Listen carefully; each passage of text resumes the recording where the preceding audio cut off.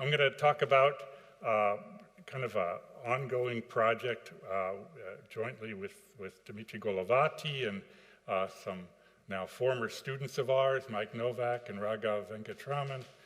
And this is in some sense going to be the same theme to some extent of Lech Lange's talk, in which we're going to be exploring the effects or the modeling based on big disparity between different elastic constants. In particular, have in mind isotropic nematic phase transitions. Really, at least for me, the starting point was some experiments of Oleg Lavrentovich involving lyotropic liquid crystals, where what you see here are some experiments in which you have isotropic phase, for example, surrounded by nematic phase. And you can see in some cases the phase boundary, which is going to be one of the main points of focus in this talk, is you sometimes see these singularities. These kind of shapes are called tactoids. Here's another example of isotropic island with kind of 4 phase boundary singularities surrounded by nematic phase.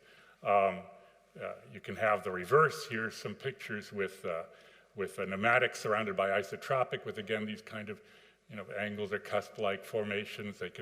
They can coalesce and whatnot. You can get all sorts of exotic shapes here involving isotropic and nematic phases coexisting. And so, so a lot of this talk has to do with coming up with some modeling for, starting with Landau-de Gennes, for this kind of behavior. Okay, so there's been plenty of modeling before we came around for these kinds of things. So let me, in one slide that's not sufficient, but it'll have to do, let me describe a lot of, kind of the spirit of a lot of the modeling to date for tactoids and for these kinds of phase transitions in the material science literature. So one characteristic is that there's kind of an easy angle, that it seems that the director, oops, whoa. Yeah, too much coffee, and I'm also colorblind, so I have to be honest with you. I can barely even see this thing, so if I'm pointing it at your eyes, just raise your hand and I'll stop, okay? But anyway, the director N tends to prefer to make a particular angle with the phase boundary normal nu, in many cases tangent. Tangency arises, so that's going to be part of any modeling. It'll also come up, and it certainly will come up in our modeling. And so in terms of a variational problem or a free energy, so if we think of these are often, by the way, in kind of thin film settings, so if you define a director lying in the plane given by an angle theta, cos theta, sine theta, say the nematic region is called omega n, then it's typically, the starting point is to postulate some kind of elastic energy terms, say, for example, a gradient n squared, gradient theta squared, excuse me, and then some line energy, something that depends, say, on the angle between the director and the normal to the boundary, and this came up in one or two earlier talks. For example, a typical thing is the Rapini-Popular type of boundary condition that favors a certain angle. And then, so you could add them together, and a priori you'd get some energy that depends on the director and on the shape of the nematic island, let's say. So you'd get your bulk elastic term and then some line energy. And then a lot of the literature, I guess, falls into kind of 2 categories in terms of the modeling. One is to say, well, let's just think of the director as fixed. So so you basically ignore the elastic term and just think of the dominant term being the line energy. And then, so this, from the standpoint of calculus of variations, becomes kind of like a Wolf construction. There's some cost to the normal being in different directions for your domain, and then you can figure out your optimal domain, and that could have some, say in crystal modeling, you see some kind of faceting, whatever. And then the other, another collection of literature involves fixing the domain itself and saying, well, suppose it's a disk, suppose it's an ellipse, whatever, and then with that fixed domain, then you're minimizing over the director n. Okay, so we wanted to take a look at modeling this from the standpoint of Landau-Digennes, seeing if we could take Landau-Digennes and say in some asymptotic limit based on a disparity in elastic constants, if we could get a kind of a model that might capture, at least qualitatively, these kind of tactoids, et cetera. Okay, so,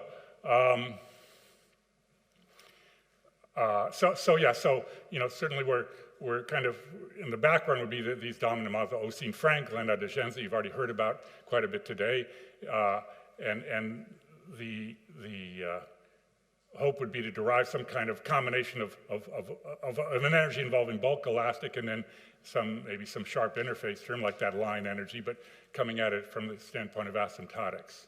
And also, I guess the proof of concept would be, could we kind of get the right angles, and could one see corners or cusps, these kind of tactoid-like shapes developing for the limiting problem. The key idea, which does not, it goes back far earlier than us, is certainly, it's been in the material science community for a long time, is that this kind of behavior could well be related to the fact that there's wide disparity in the elastic constants and the kinds of deformations that are more heavily penalized by particular liquid crystals. Okay, so here's a slide you've seen before, since I stole it from Dimitri. So here's kind of the elastic energy in terms of a director n, a la Oseen-Frank. You have your splay term, your twist term, your bend term, so when I talk about disparity in elastic constants, I mean making some asymptotic assumptions about the relationship between K1, K2, and K3. Okay. All right. So let me begin to describe the model. Okay. What I'm going to describe to you is kind of a toy model that I think captures most of the main ideas. It's not going to be for a Q tensor, even though what we really have in mind is Landau-Digennes, but rather just for just an R2 valued order parameter. We're thinking of this as a thin film setting, so omega is going to be a planar domain and U is going to be R2 valued. So all I'm going to say, since I'm sure I won't have time, is that having gone through what I'm going to tell you, we then kind of upgraded it to a Q tensor model, and that turned out to be, there are a few wrinkles and a few surprises, but basically it's fairly straightforward to upgrade this. So I think it's much more transparent. It should be easier to understand using this toy model. So no Q tensors in the rest of this talk. It's just going to be an R2 valued order parameter. So with that in mind, in this model, we're interested in isotropic nematic phase transitions. So the stand-in for isotropic, not surprisingly, is the vector 0. And then we're in the plane here, so when U is S1 valued, we're going to think of that as the nematic phase in this model. Okay. So here's our problem. We're going to look at a potential that should favor either 0 or S1 valued. So it's not so important what shape it takes, but for you might fix ideas, we might just take our potential to be something depending on the modulus of U that likes 0 and it likes modulus 1. So some of you may recognize this from other contexts. It's the so-called Sheridan-Simons-Higgs potential. But anyway, here it's just used as just want a non-negative potential that vanishes at 0 and on S1. And then what about the elastic energy? So, okay, so again, if you like, epsilon is you could think of as like your nematic correlation length, but anyway, this is going to be a small parameter. Here is, if I guess this might be called L1 in some kind of Landau-Digennes theory, but anyway, small parameter in front of the gradient of U squared, but we're going to make divergence much more costly. If you like, splay is going to be penalized with a coefficient L epsilon that's going to be assumed to be much bigger than epsilon. And so we want, you could also penalize curl or some linear combination of div and curl. But for this particular experiment we have that we're trying to model, as you'll see, this turns out to be the right one to penalize. Okay, so this is what I mean by disparity in the elastic constants, or elastic anisotropy, this distinction between this epsilon here and something much bigger than it, say L epsilon. Okay. All right, so what's the deal? So the program was, okay, let's figure out, as epsilon goes to 0, is there some limiting problem, phrased in the language of gamma convergence for those of you who do such things, a limiting variational problem whose minimizers are the limit of the minimizers of this problem, that could kind of capture this tactoid-like behavior. That was what we wanted to do. So let me start off with, I guess you could say, a failure. The first thing we tried was, okay, let's take L epsilon much bigger than epsilon, but still going to 0. So if you like, think of it as square root of epsilon or 1 over the log of epsilon. But anyway, something going to 0 but much bigger than epsilon. And so here's the kind of the failure, which is the limiting problem doesn't even see the divergence term. The limiting problem in the sense of gamma convergence, it's in the L1 topology in terms of the modulus of U. The limit is just the perimeter, that is the measure of the boundary of the nematic island, or if you, equivalently an isotropic island, times some constant that corresponds to the cost of going from modulus 0 to modulus 1, some constant that involves some integral of W. So why do I call this a failure?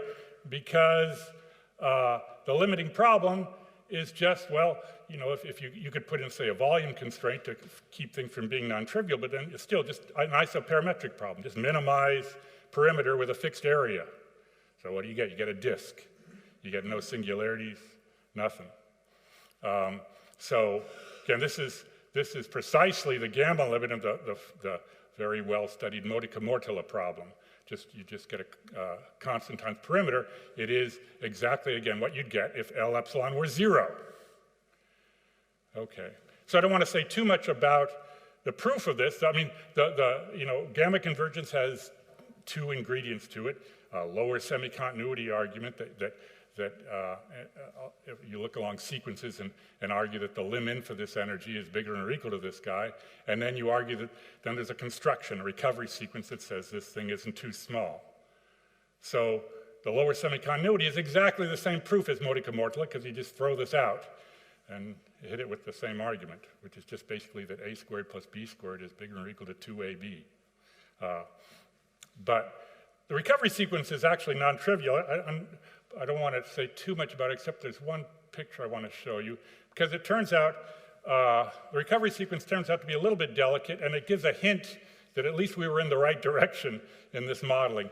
And that is, so let me kind of describe the issue before I tell you about this. So the issue is, with a recovery sequence, you start with some limiting function that's S1 valued on some island, and 0 outside of the island. And then you want to build kind of a smooth sequence that interpolates between them and gets the energy right.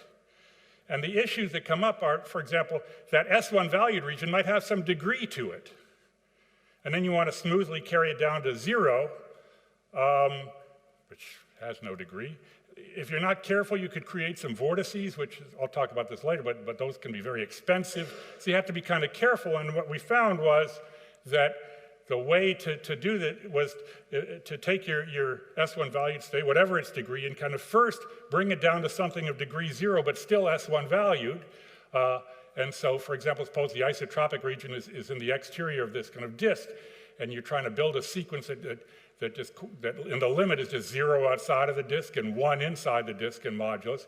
What you should do, it turned out, is to put in little cusps here that go to 0 with epsilon. They involve that scaling L epsilon, and make something of degree 0 that utilizes these singularities, so it goes kind of around this way on the top and around the other way on the bottom. And so even though these little cuts vanish in the limit, it kind of suggested to us that, okay, maybe tactoids are lurking somewhere here, but not yet in this problem.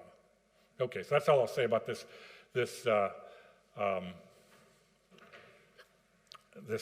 first attempt. So this is the model I want to spend the rest of my time on. So then we said, okay, so if L epsilon goes to 0, even if it goes incredibly slowly, we don't see it.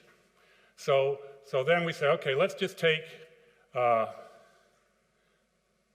I've lost my, okay. I don't know if this thing's gone out or my color blindness. I don't see it, but anyway, is it there? Okay. So we're going to take the coefficient of divergence just to be L independent of epsilon. Okay, just something order 1. And everything else is the same. Now, how do you induce coexistence of phases in this kind of variational model? There are a couple mechanisms.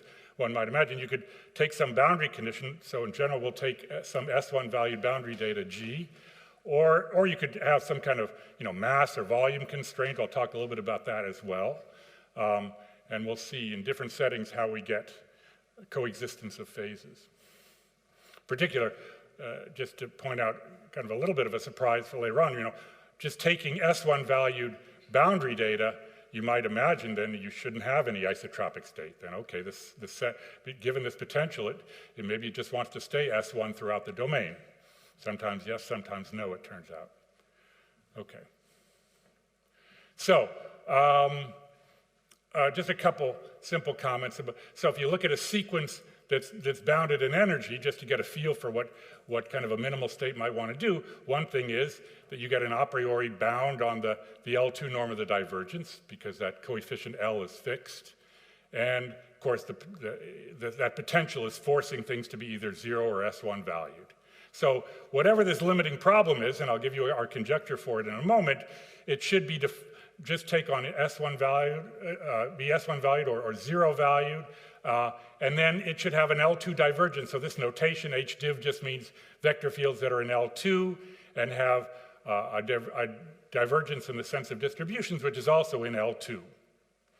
Okay, so here is a key mathematical point that's kind of at the heart of a lot of what I'm going to tell you, which is vector fields that have a weak L2 divergence, just from the divergence theorem, have the property that they can have jump discontinuities, which is good for this model because things are going to jump. They can have jump discontinuities, but the divergence theorem tells you, if you do a little calculation, that the normal component of that must be continuous. So that's going to be crucial, as you'll see. Okay, so when you get a limiting problem like this, whether it's you're doing Modica Mortala or Alan Kahn or Kahn-Hilliard or Landau-Digens or Ginsburg-Landau, the issue is what kind of singular structures can come up in the limit. And so let me give you a little bit of a description of the kind of zoo of possibilities. Okay, so it turns out there are two kinds of singular structures that are particularly important. One I'll call interfaces or phase boundaries. These are going to be jumps between a possible nematic state and an isotropic state. Now, in that case, if there is such a jump, again, from what I was just describing to you about continuity of the normal component, if you're jumping between something and 0, then that something has to have 0 normal component, meaning it has to be tangential. And that's going to be the easy angle I was referring to earlier for this model. When you penalize splay, you're forcing, in a nematic isotropic phase boundary, you're forcing the director on the nematic side to be tangent to the phase boundary. Okay. And then the other possibility, which, to be honest with you, when we first started this project, we didn't even think about occurring, but they turned out to be crucial, are what we'll call elastic walls. You could also have jumps right going right through the nematic phase. There can be these singular curves across which the normal component is continuous. Now remember, in the nematic phase, everything's S1 valued, so if the normal component's continuous, then there's only one possibility, which is the tangential component just switches sign. That's the nature of the jump. But there can be these walls right in the middle of the nematic phase, elastic walls, let's say. So these are two important singular structures. But now, let me talk about some other possibilities. I mean, those of you who, like myself, came from the Ginsburg-Landau background, here's what you don't see, a Ginsburg-Landau vortex. You know, this kind of a vortex, say some modulus depending on r times cos theta sine theta depicted here, is a disaster energetically. I mean, you see those in Ginsburg-Landau, but here, you know, that energy, you know, the divergence, this is all divergence, I guess is what I want to say. So you get a logarithmic singularity, and in Ginsburg-Landau, you also get logarithmic singularity, but here that's much more expensive than other stuff. So you don't see this kind of a structure. What you do see, these are fantastic. This is kind of the Walmart of singular structures for this model. These are free. So if you have you know, something that looks like E theta, no divergence at all. So these do tend to arise.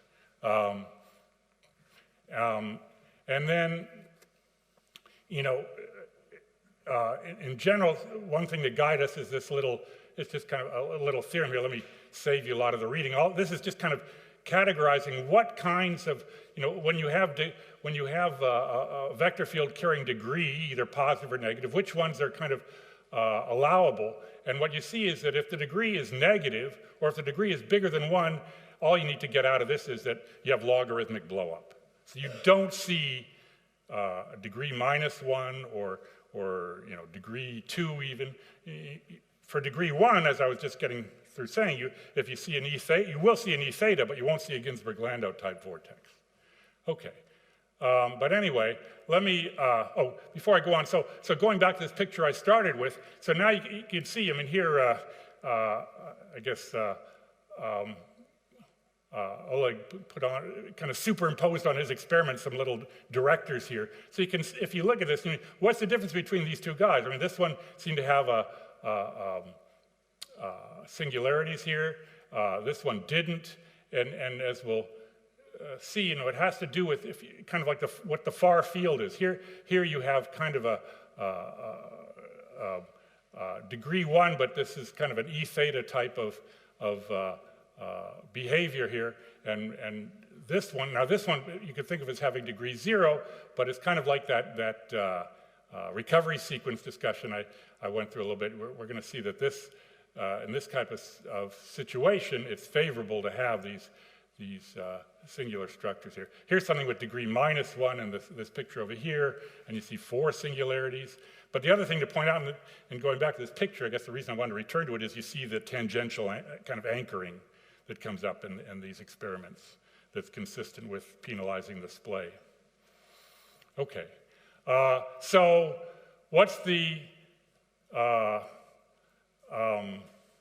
so in terms of the theorems here, let me just quickly mention this one. This is just a compactness theorem that says if you have energy-bounded sequences, then, as I mentioned, you know, the limit should certainly have L2 divergence. That's fine. And just from a standard kind of modicum mortalis story, you get the modulus the set where mod u equals 1 is a set of finite perimeter. But there's one thing that's very non-trivial here.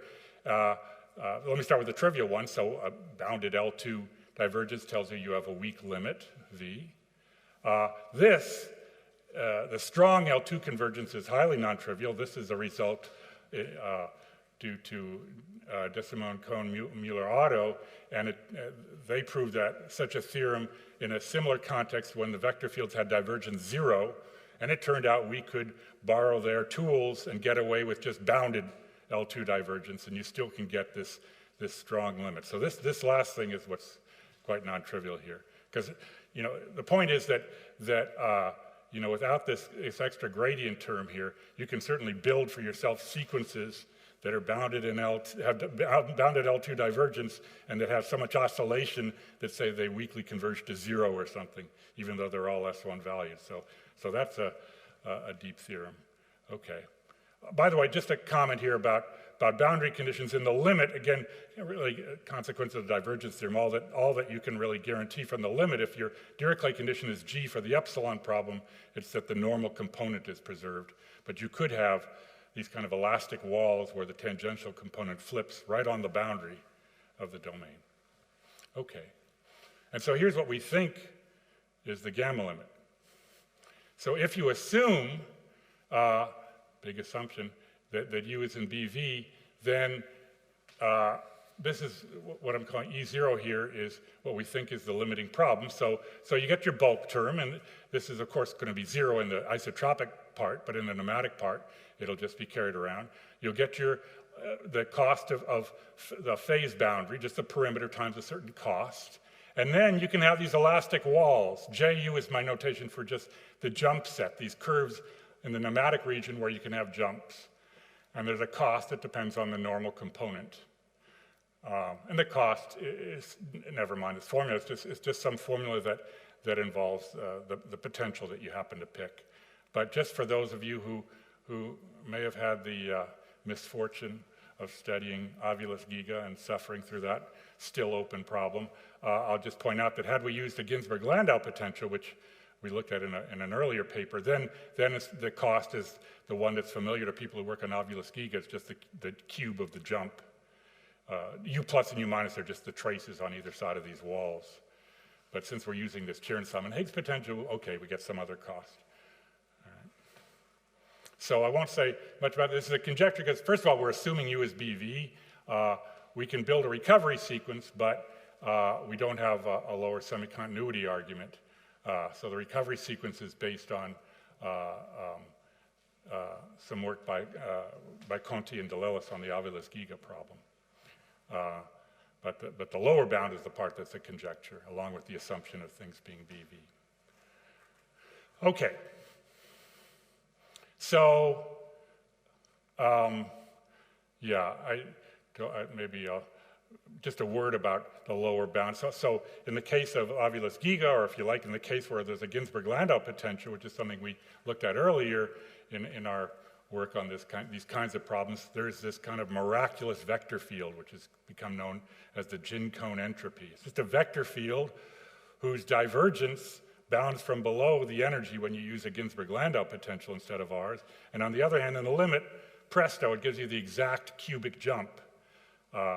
As far as we can tell, there is nothing to replace that in this problem. That turns out to be a very rigid thing, that vector field, but okay. All right, so undaunted, why not make a conjecture and then work with your conjecture, right? If somebody proves our conjecture wrong, then we'll weep later. So working with this E0, remember it's got a bulk term, a bulk elastic term involving divergence, a cost of phase boundaries, and a cost of elastic walls. That's this E0. And so for the rest of the talk, I want to describe our attempts to kind of get a feel for this limiting problem. And so one thing we did was to try to develop some tools for building critical points so we could get an idea of what these things would look like. And so if you take a variation, let me just, for now, assume regularity. We didn't pursue questions of regularity, of minimizes or anything, but assuming some regularity, this is what in the bulk you get. As everybody knows, if you had an energy that was just the Dirichlet integral and you take a variation, you get harmonic functions. If you have an L2 norm of the divergence, you get that U perp dot the gradient of the divergence is 0. That's criticality, again, in the nematic region away from these walls. And then you can get a condition on the walls, that L, that coefficient of divergence. Brackets here means jump, so imagine this jump between two S1 valued states. The divergence itself jumps, and L times the jump is a derivative of this cost. Okay, it's just computing first variations in somewhat tricky ways, but that's what works out. Okay, and so we use these to develop some tools through the following corollary of this. It's basically, suppose, locally we write in the nematic region, we write U as cos theta sine theta. So this condition, this bulk condition that U perp dot grad div U is 0, this criticality condition, can be written instead in terms of a pair of conservation laws. Suppose instead of the vector U with unknowns U1 and U2, let's say, we introduce theta, the theta from the U, and then the divergence itself as V, And then this first equation here just says u perp, that's minus sine cos, dot the gradient of v, gradient of divergence is 0. And the second equation is just saying divergence of u equals v, right? I just took the divergence of cosine sine. And so what do you get? A pair of conservation laws that share characteristics, right? They both have the same form. And this turns out to be a nice tool.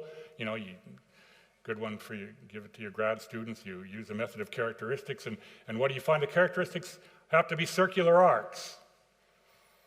And along those circular arcs, the divergence is constant, and that constant value is exactly the curvature of those circles. All right, so this gave us kind of an algorithm for building critical points, kind of circle by circle. Another thing that comes out is that the characteristics have to meet the interface orthogonally, because the characteristics are in the direction of u perp, and remember u is tangential. Okay. And then in one case that I'll be finishing up with in a few minutes is the case when the divergence is actually 0, then the curvature is 0 and the characteristics are straight lines, and then u is just orthogonal to these lines and it's just constant along these lines. So that also gives us kind of an algorithm for building critical points. Okay, so let me describe in the last few minutes here some numerics and some analytical constructions we went through. So here's some numerics. So here I'm going to go with a Dirichlet condition, an S1 value Dirichlet condition, basically playing around with different degrees. Don't pay attention so much to the alpha, but basically cos ks, sine ks with different k values. That's my Dirichlet condition, and remember, in the limiting problem, it's just the normal component that would be enforced. And so, what are these numerics? These are gradient flow simulations for epsilon small for the E epsilon energy, and seeing what they settle down to. But here, there's just a Dirichlet condition. There's no area constraint. So a priori, you might think there's no reason to see any phase transition. There's an S1 valued boundary condition. Why not have an S1 valued solution coming up? Okay, but not so. So for instance, here's degree -1 data. We took minus cos sine. And what do we see here? This white region here is an isotropic region that opens up. What are these guys here? These are these elastic walls. And one thing we found that seemed to be just absolutely generic, and we have some heuristics that to try to understand this, but it seems that whenever the phase boundary, which as you can see in this case has 4 singularities to it, whenever the phase boundary has a singularity, out of it sprouts 2 of these elastic walls. They go hand in hand. But again, not to belabor the point, but let me belabor the point. S1 value data, but a big isotropic region opens up. It's just too costly to close that up with, say, a vortex or something, okay? And what is the distinction between these two pictures? Here we crank up the cost of the divergence. And if you make the divergence costlier, you get an even bigger isotropic region here. All right. So you can see, at least numerically, this suggests that we're on the right track. You know, you get the tangential anchoring along the phase boundary. You get these boundary singularities on the phase boundary, but you also get these elastic walls. Okay, a couple other numerics. If you take degree -2 or -3, things really open up. We did a little calculation here. If you take the degree off towards -infinity, the entire disk becomes isotropic in the limit, even though it's S1 valued Dirichlet data. Okay. All right. And then here's positive degree, degree 2, I guess. Here you do see some of these kind of E theta vortices, a couple of them opening up, although this is for a very small penalty on divergence, 0.04. Then you make divergence more expensive, and it turns out what it wants to do is just be 1, 0, just be E1 in the limit. You get a wall all the way, an elastic wall all the way around the boundary. There's a reason why E1 comes up that I won't get into right now, but anyway, so as you can see, there's a dramatic effect of cranking up the cost of splay. All right. Now, in the last minutes here, let me talk about an analytical construction. So one thing we pursued was, well, what if we look just in the realm of divergence-free competitors? So if you want, you could think of this as a formal limit of the problem I've been telling you if L, the cost of splay, goes to infinity, or just think of it as, suppose we restrict the admissible set to be divergence-free. Okay, so then there's no bulk term, but you still have the phase boundary cost, and then you have the cost of walls. So you have walls and phase boundary here, and then this normal condition on G. Okay, so. Just to remind you from that method of characteristics argument, so we're going to try to attack this problem by sending out straight line characteristics, because remember, characteristics have curvature given by divergence. Divergence is 0. So characteristics are straight lines. U is perpendicular to them and constant along them. And so, so here was one construction. We took the unit disk with degree -1 boundary data just to see if we could build a critical point that would fit that description that's divergence-free using those, we just send out characteristics from the boundary, carrying the boundary data inwards, and then wanted to stop along a wall where we had to stop in such a way that when we stopped, things were tangential. The vector field is tangential, so it's kind of an overdetermined system, but turns out you can do it, and you get an actual, I think this has some name, doesn't it? I forget what name this had, but this is some famous curve and something. Maybe the Greeks were aware of it or something, but x to the 2/3 plus y to the 2/3 equals 1 turns out to be the formula for the phase boundary in this case. So that would be this guy where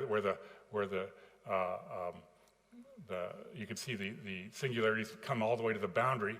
Now that was for divergence-free, but if you run numerics with just L equals 2, that's a long way from infinity.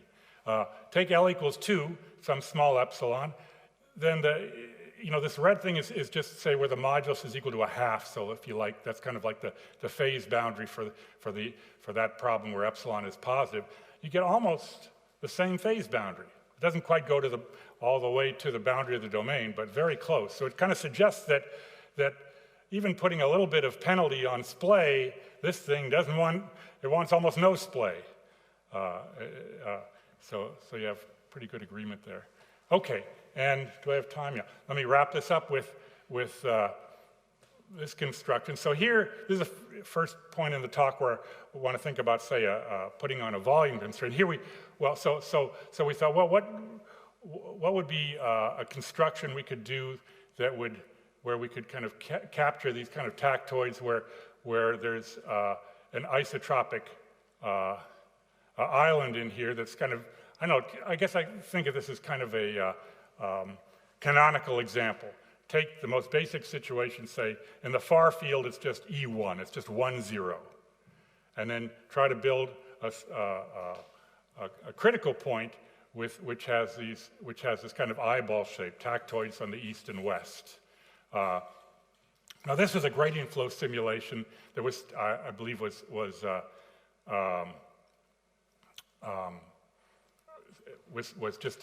not at equilibrium, but just to give you an idea of the shape that we were shooting for here. But this is a transient, but we were trying to build something that was critical. So we called this the eyeball construction. So this is a quarter of an eyeball.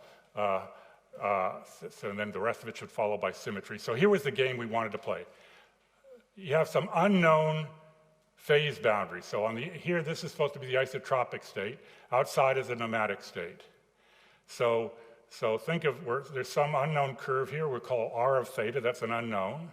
Its tangent, which is the direction of the vector u, is tau of theta. It's got a normal nu of theta. If you run a characteristic from it, it's got to be, so this is in a divergent 0 setting, so it's got to be a straight line. Off it goes, and then boom, it stops at some unknown location that's a wall, an elastic wall, So how far do you go? That's what we call T of theta. You stop at this unknown dashed line here, parameterized by R tilde, so that's the original curve, and then you move out along the normal. And then you jump so as to keep the normal component continuous, and you jump to E1. That's how we were going to hit E1 in the far field. So it's a seriously overdetermined problem. But the question is, could we find these two phase boundaries? This phase boundary and this elastic wall here. Turns out it's a long calculation, which I won't bother you with, but it turns out, yeah, we could build. So this is a picture of what we build analytically. You get these kind of. Here's the director. It's curving here, then it jumps while keeping the normal component continuous, and it jumps to the value of E1. This little eyeball here is the isotropic phase, so it's just one example in the divergence zero setting. So there clearly a lot still to be done here in terms of this model, aside from maybe trying to rigorize the gamma limit. We don't know. We've built some examples here. We would like to understand, are these minimizers, are they at least stable? And in general, we're exploring, we've modified this to adapt it to the Q tensor setting. And I think the general question that seems to be coming up a bit in this meeting with others as well is, what about when you play with disparity in elastic constants beyond just this particular thin film isotropic nematic setting? What happens when you play with disparity? What kinds of, how does elastic disparity perhaps capture singular structures that you see in a lot of other settings in liquid crystals? What's that? Oh, sorry. This was with this was with the volume constraint. I forgot to say that. Here we said, sorry. Here we enforced, say the area is 1 of that eyeball, right? Yeah. I think that is all. Well, yeah, the hour is late. We have some heuristics to explain why these walls why they emanate from these boundary singularities, but we don't have. That's another thing we'd like to make rigorous as well. But it's every time with the numerics and also with our analytics, it seems you have to have walls sprouting from these tactoid singularities. I'll finish with that.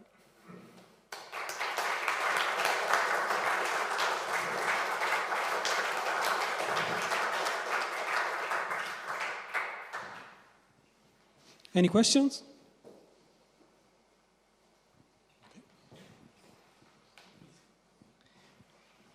Okay, so I have 2 questions. The first one, you mentioned that you may have like a lack of compactness when you impose the Dirichlet boundary condition, like putting a wall. So like this, you will lose the tangential. Oh yes, in that sense, right. yes. Okay. Yeah. Can you prove that for minimizers such a thing cannot happen? So that's the first question. I think that's probably not true. I think we could probably construct counterexamples. Would be my guess. That's where my money would be. Yeah. That also for minimizers? For minimizers, that they might prefer to jump along the boundary in the tangential component. That's my guess. Yeah. Yeah. For instance, that one with. Okay.